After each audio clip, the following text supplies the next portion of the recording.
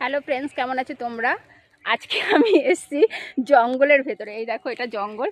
আর কার সাথে এসছি দেখো, আমার এক বান্ধবী, তার সাথে জঙ্গলে এসছি একটা গাছ নিতে। সরি, গাছ না, গাছের শেকড় নিতে।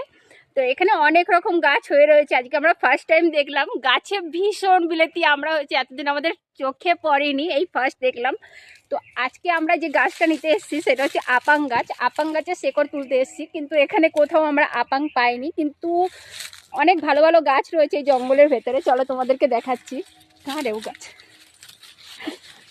এই জঙ্গলের ভেতরে ঢুকে এই দেখো, এখানে হচ্ছে, এটা হচ্ছে মিষ্টি নিম, যেটাকে কারি পাতা বলে। নিজের থেকে হয়েছে নারকেল গাছের গোড়ায়। অনেক কষ্ট করে চেষ্টা করলাম গাছটা তোলার, কিন্তু তুলতে পারলাম না।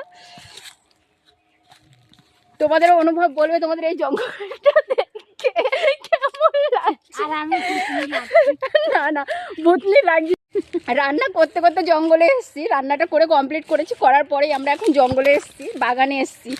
বাগানের মধ্যে এখন তোমাদের দেখাবো কত রকম গাছ রয়েছে এখানে। এখানে কাঁঠাল গাছ, আম গাছ, লিচু গাছ, গাব গাছ, অর্জুন গাছ, সব গাছ ভর্তি। নারকেল গাছ, সুপারি গাছ, কোন গাছ বলো এখানে নেই। শুধু যেটা খুঁজতে এসেছি সেই গাছটাই শুধু এখানে নেই, সেটা হচ্ছে আপাং গাছ। আমি এখানে খুঁজতে এসেছি আপাং গাছ।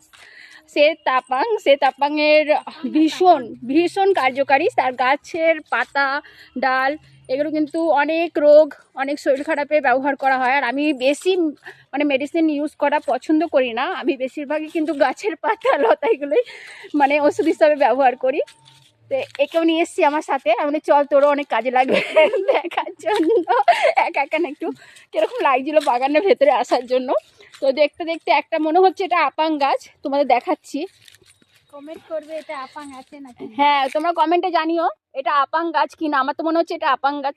আপাং দেখি, কিন্তু ভালো করে পাতাগুলো দেখা যাচ্ছে না, কেন আপাং গাছের মতন আরও অনেক গাছ হয়। এটা আপাং কি রক্ত আপাং সেটাও বোঝা যাচ্ছে না। এই হচ্ছে জঙ্গল।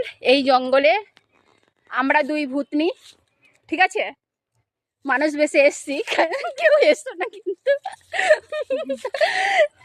এবার আবার কথা হবে, টাটা।